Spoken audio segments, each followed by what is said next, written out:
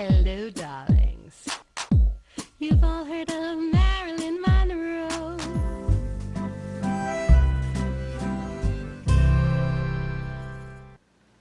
Welcome back, darlings. I'm TV host, entertainment journalist, Cognac Wellerlane, and we are just about to see a fabulous, sexy interview with sexy actress, Toni Vitale. Let's take a look at this fascinating interview, darlings. Welcome back, darlings. I'm TV host, entertainment journalist, Cognac Wellerlane, and I am here with this very, very sexy actress, Ms. Toni Vitale. Now, Toni is an actress from New York, and she was born and raised in Long Island, Northport, Long Island. So I want to ask you my first question. First of all, welcome to Cognac's Corner. I love what you're wearing. You look absolutely stunningly beautiful. I wore this for you because I wanted to feel like we were on the red carpet. Listen, darling, I miss the red carpet like you can't believe. But the only good thing about not being on the red carpet is that, you know, when I'm on the red carpet, I'm chasing all the celebrities and I'm trying to get interviews with them. And sometimes you don't always look so perfect, you know what I mean? But now we look perfect. Our hair, our makeup, everything's perfect. And we're not struggling, you know, rushing here and rushing there. And you know, of course, there's always some kind of an accident on the red carpet, like maybe your boob falls out or something. But we don't have to. Or the bad lighting. That was always it for me, the bad lighting. I totally agree, and I must tell you, the lighting on your face is perfect. And as you know, I'm always surrounded by pinkness because pink always makes you look young and glamorous and beautiful. So let's get into the questions. Now, my first question is to you. What inspired you to be an actress? Well, when I was little, my mother was obsessed with soap operas, and she still is. And she would watch the soap operas all the time. And I guess watching that on TV, I had a huge personality when I was a little kid. So I would grab her heels and walk around the house and mimic the soap opera actors, you know, and I would, you know, have a pen and paper and I would put my hair. And then my mother said to me, "Do you want to be on television?" And I guess that question in my head was like, maybe I do. And of course, you know, now she's like, why did I ask her that question? I created a monster. That's what she must be saying. I created a monster. So I'm very curious about this. What soap opera did she watch? Like a specific network? All My Children. She loved All My Children. You're my girl. You're my girl. Tell me her favorite was Susan Lucci, right? And what's interesting enough is if you saw my mother, she looks just like Susan Lucci. She's like you think, she used to get mistaken for her all the time, and she has her same mannerisms and just her little petiteness that she has, same hair color, and I should send you a photograph of her, and you'll go. Oh, you know, I interviewed Susan Lucci. Oh, I think I saw that on your, I love her. Yeah. I've interviewed her several times, and I never really knew how tall she really was because people used to say, oh, she's really tiny. So I'm thinking, what is she, a dwarf or something? I mean, the way they used to say she was so tiny. Well, it turns out, darling, she's the same height as me, the same height, the same weight. So I used to be 5'2". I used to be, but now I think I shrunk. As we get older, we shrink. True. So, but she was my idol. I adored Susan Lucci. Susan Lucci was like her and Joan Collins. You know, the funny thing is I interviewed all the women on the soaps that were really my idols. And that was Susan Lucci, Joan Collins, and the other actress, her name is Robin, I can't remember her last name, but she played Dorian on One Life to Live. I also interviewed her. And people took pictures of us together, and she looked like my sister because she also is like about the same height. We're all petite. So now, tell my audience, did you have a specific actor that you wanted to emulate, a specific actress that you wanted to emulate? I think, just inspired by, Demi Moore was one of my favorites. She had that raspy voice, and there was just like something about her that I really enjoyed. And I think, I'm trying to like really think off the top of my head. She was really one of the main ones for me. And Julia Roberts, back, when she started in Mystic Pizza, that was like one of her first, and then Pretty Woman, and I just really, watching them, on screen all the time really inspired me to, take my work seriously, because I think it's important that, not only do you have a particular type of like image, but you also have the work behind it, because when we label the name actress, it doesn't mean that we act. It means that we work truthfully through our work to make ourselves look like real behind the glamour. So they always say that a true actor, you forget their persona. A good actor, man or woman, when you see them up on the screen or on the stage, if you could forget that they are Al Pacino or they are Julia Roberts, if you could forget that that's who they are and you believe the character they have become on the silver screen or on the stage, that's a good actor.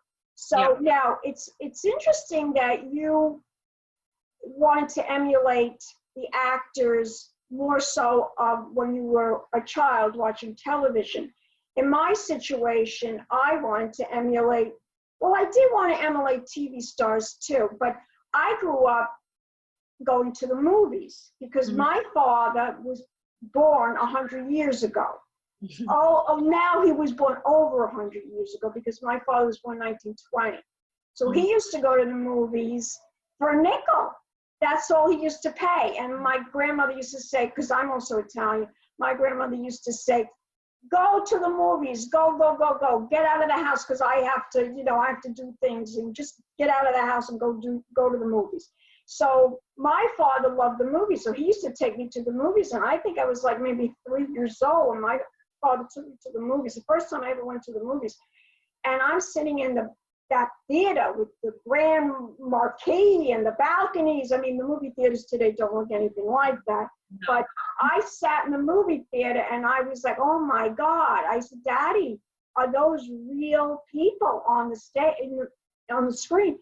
And he goes, yes, honey, they're actors. I says, well, Daddy, I want to be an actor when I grow up. So I can understand, where you're coming from, and this was your goal, this was your dream. Yeah, and I also think that I never really thought of like being one of them. Like I think was thinking of like, I actually really think since teens, like I've felt like I'm Toni Vitale and like they're them, and like I love their work and I'm inspired by them, but I don't want to be one of them. I want to be me, but I want to be where they are. So I think that's exactly. Now, I'm going to read a little bit about you here. You decided to learn your craft and study with Coach David Triaca at the West Barron Studios. After working on a few showcases and films, you went on a serious conquest and gained intense training and studied at the Meisner technique at William Esper Studios. Suzanne Esper, she became your mentor, and she inspired you to tackle both drama and comedy. Now, Meisner, that's pretty impressive. I think Al Pacino studied that technique as well. Now, tell my audience, comedy and drama, both equally entertaining. do you prefer comedy or do you prefer drama? You know, I've always been told that I'm better with comedy just because I have a very dry, sarcastic humor and I have a very funny mind. So, but you know, I love drama for me. I think that the challenge for me was like with drama, it's a little different because you have to be really natural and authentic. Like your instincts have to be so truthful that it actually reads like as if you're really, you know, in the moment. And that's where I think the Meisner comes in for me as to why I studied Meisner. And I feel like that was the technique that I should have studied with, because that's where you really work off behavior and you work off, you know, the other actor, and it really enables you to become more real in your work. And in fact, I'm still studying Meisner. I had a class last night, and it's interesting to do it off Zoom, but it, you know, and I got some really great compliments from my coach, because the coach I'm studying with now, I used to study with a couple of years ago. And the difference between a couple of years ago as to today, doing all this work with myself, it's enabling me to bring it to my work. So, yeah, I think, you know, drama is really what you want to, that's your challenge. I think it's the both. Honestly, they say, there's this saying in the business that you can't do both, but I disagree with that. That's silly. No, you can't do both. Yeah, I mean, Doris Day, who is one of my idols, she did both. She did, you know, she did Pillow Talk, which was hysterically funny, but she also did a movie with Rex Harrison, Midnight Lace, where she was being tortured by, and it turned out that the husband was trying to kill her because she had all the money. So, and that was a very dramatic role that she played in Midnight Lace. If you get enough roles in comedy and you're constantly doing comedy, people start to get used to you. Yeah, they stereotype. And then they like you with the comedic stuff.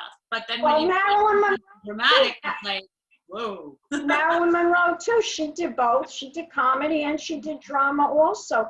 And people don't really realize how good of an actress she really was. But she was a terrific actress, really. Yeah. So now let me get, but I also heard this. This is something I want to add to the interview. I also heard that it's actually easier to make people, it's actually harder to make people laugh than it is to make them cry. An actor told me that, or a director told me that once, that it's actually harder. People will cry like that, but it's hard to make people laugh. Well, I think with the laughter, it's the delivery. It's the delivery. It's all about how you're delivering it. Like, are you making it like, duh, duh, that's funny, you should laugh? Nobody's gonna laugh. But if you just naturally rolls off your tongue and it's like this thing that's just in you, you know? As for the crying, in my opinion, it always is an experience of the person and the viewer. So if something's happening that's sad, it's, you know, going to trigger something within the human being watching and viewing. That is the cry. So right, and it's relatable. It's like they're relating to something that has happened in their life, and this is the reason why they are crying. Now, I also wanted to ask you, so far as up to date, what has been your most challenging role? My most challenging role. Well, I would say, you know, I wrote and directed and produced this project that was a part of my past that I had written. And it was the first time I was acting and directing. And it was also at the time when I had to have the emotion for all of the scenes. So it was the first time where I had to like have the emotion as the actor and be in the scene, and then take the step away and be the director, and then do everything. That's always hard. On time, and like, you know, I was doing everything. I mean, I was doing even craft services. Like, I was just like, you know, I had a crew, I had a cinematographer, I had some assistants, and I had sound, and I had everything attached.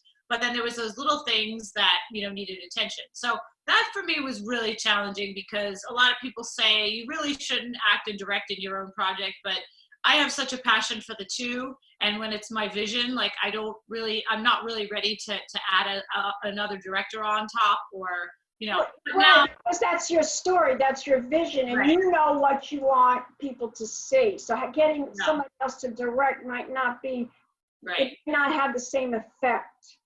I get you. And, you know, it was an emotion thing that I had to have. I mean, there was a scene that we did that I was like, I'm not going to have this. It was a scene with my family, my on-screen family. And I was like, I'm not going to have you know, and I don't believe in pushing any cries. I don't believe in fake crying. Like, if it's not there, it's not there.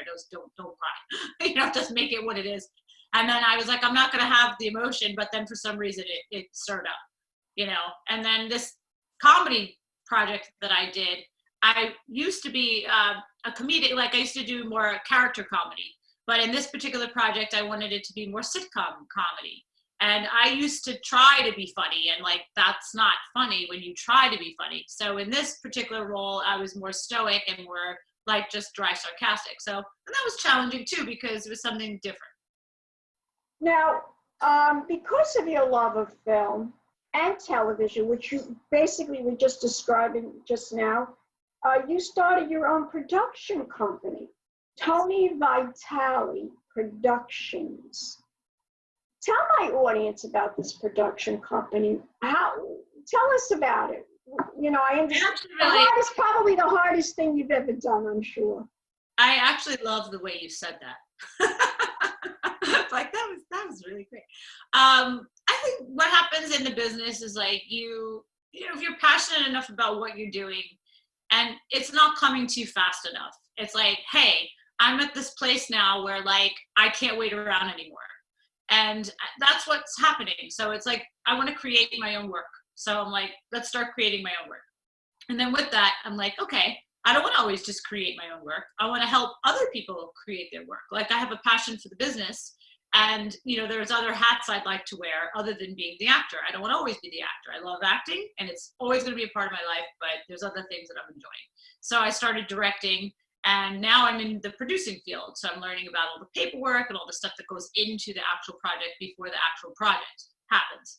And the casting process too. So in that, I'm like, why not just start my own production company so I can keep creating, and, you know, being in this entrepreneur business where I know everything, the lighting, the sound, you know, the wardrobe, the set design, all that stuff that I need to know into making the actual film or television series or whatever it is that we're creating, you know, and that's it. So I'm starting with that because, you know, there's this place in your life where you realize that you don't want to do anything else. Like, this is it. It's like, I can't live unless I'm in the arts. Like, that, I'm an artist and I'm always going to be that way.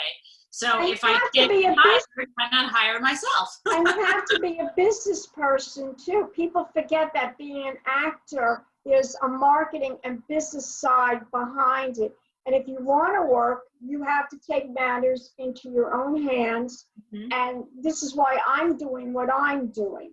You know, I'm an actress too, but I love to interview people. That has become my thing, and people have said you're very good at what you do with the interviewing of all kinds of people. I've interviewed everybody. I've interviewed actors, directors, filmmakers, movie stars, TV stars, writers, politicians. I even interviewed Henry Kissinger. I don't know if you know who that is, but you know, Henry Kissinger. Yeah, he won at the end. I went to the International Emmy Awards. I go there every year, but of course, because of the COVID, they did it this year through Zoom, and no press was really invited on the red carpet. But let's just hope that's all going to change. But now you are also the president and the founder of the Roosevelt Island Film Festival. Tell my audience about that. Well, Roosevelt Island, I'm sure some of you know where Roosevelt Island is, but I wanted to I've been going to a lot of film festivals, and it inspired me that, you know, sometimes I'm not always going to have my projects in festivals because it's a process, you know, the submission fee and like always, you know, so I said, why not start my own film festival. Like, I have a love for passion for film festivals and independent films. And I went to this film festival in the Hamptons, and I met this really nice man, Roberto, who was doing the Hamptons festival out there. And I said, I just don't know where to have it. And he suggested Roosevelt Island. And I went to Roosevelt Island to see if I could like find a place or venue where I could have it. And I couldn't find anything. And then an old actor friend of mine contacted me and said, hey, I live in Roosevelt Island, and I'd love to help you with the festival. And he lives there still and was born and raised there. So he went and searched and found a few venues, and we, and then he said, hey, I'm really interested in being a partner. Would you be interested? And at the time, I'm like, well, why not? Why should I not, have the help? Because I can't possibly do this all by myself. And no, you can't. What better way to have somebody who was raised, there, and it's unique because we've got the tram, and that's it. We started to create the logo, and we were supposed to do the festival in August, but of course, due to COVID, now we're doing it in June, and now it's a whole thing because we don't want to do this festival online. Like, I don't want to have this festival online. So we're trying to really... we're doing the Zoom, okay? Yeah. But something, even with the Zoom, it loses something. It just loses something. But when I went out there, I was like, I don't even see anywhere where I could possibly have this festival, because they don't really have too much out there. But we found the Dance Alliance, the Main Street Theater. So that's technically where we're supposed to have it. But, if this whole thing doesn't pass through, it's going to be difficult to have anything. Plus, they do a lot of shows there as well. So we're thinking of something maybe outdoors, because it's in June and it's beautiful at that time. So maybe just something outdoors. And now, can you only get to Roosevelt Island from New York City? But you could get, there's other ways of getting there, right? Yeah, you can get there, driving. You could also get there through you have the tram that goes from 59th Street. And then you also have the F train that goes there. Now, where do you live right now? Do you live on Long Island or do you live in Manhattan? I'm in Astoria. Oh, so you live in Astoria. Yeah. Okay, I got you. All right. Okay. Yeah. All right. Now, tell us about, before we close this interview, because we're going to be closing in a few minutes. Sure. Are there any new projects that you're working on besides the film festival? There are. So I'm currently trying to balance everything out right now, like being, because I'm doing a lot of directing, producing. So I just directed a project, a spiritual project that was a short film. And then, I was producing as well. But then I was like, don't lose the actor in you, because that's important. So I've just been cast in a comedy series. So, and then I have my comedy series Adultish that I'm still continuing with. And I have a bunch of short films that I'm doing, as well as feature films. So what's happening with all of that is that I decided to join with two other guys, and we're going to be in a crew, and we're going to get the equipment and do these projects ourselves. So not only do we have our businesses to do other people's projects, but now we have the equipment to do so.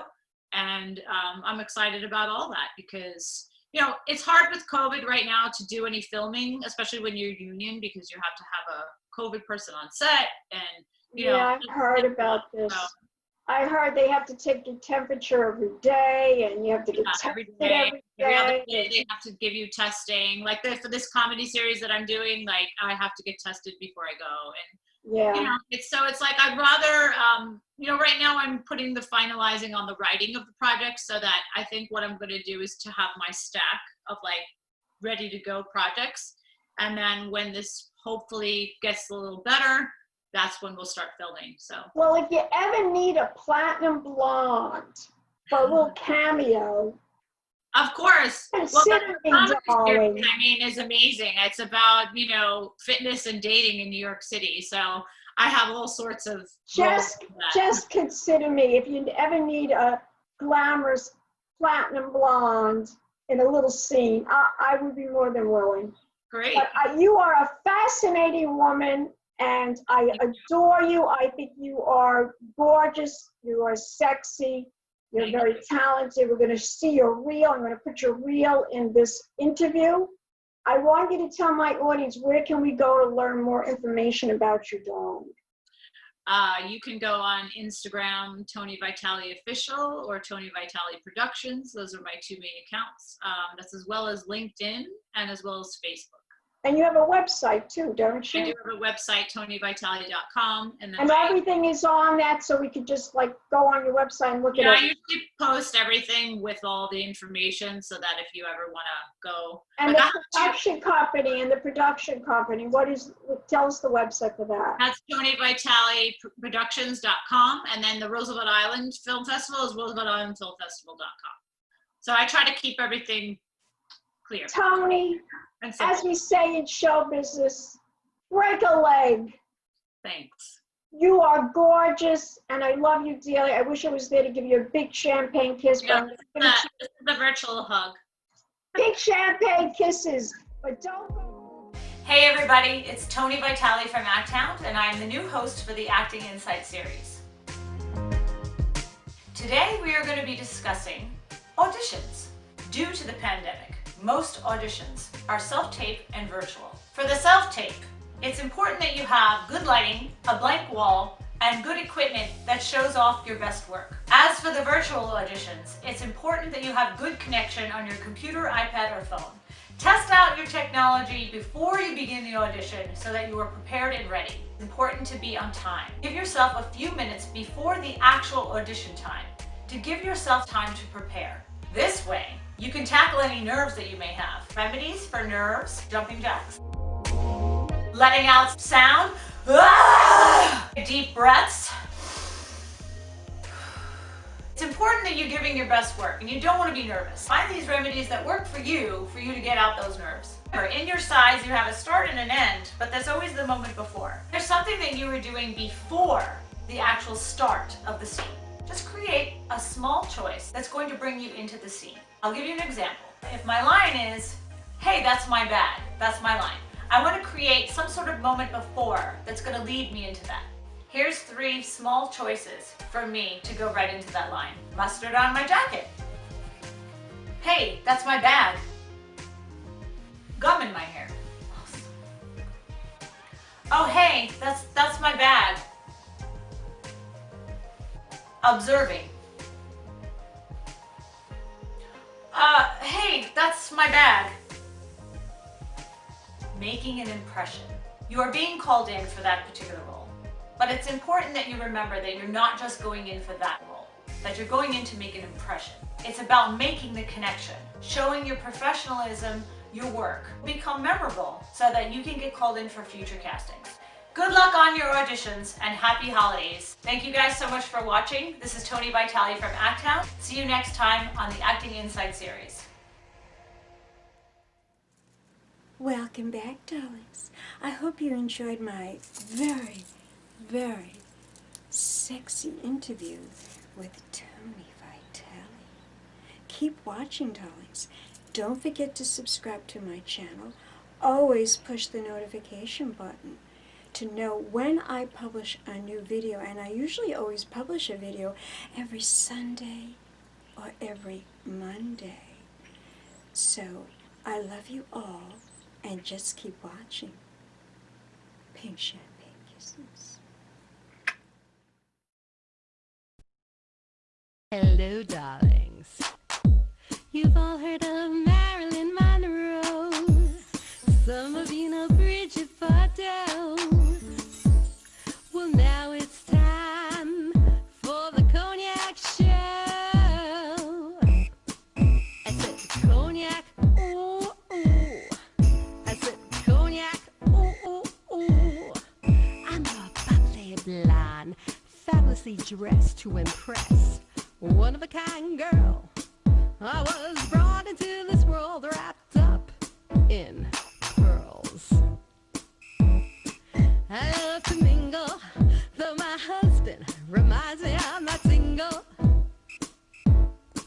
I meet and greet both the famous and the elite. I ride in limousines, drinking the finest champagne, wearing furs, dazzling diamond jewelry. A girl can't complain. I live the upscale life, dining in the finest restaurants, eating the best caviar for free. And no matter how much I enjoy cognac, ooh, ooh, I said cognac, Crybaby Productions, darlings.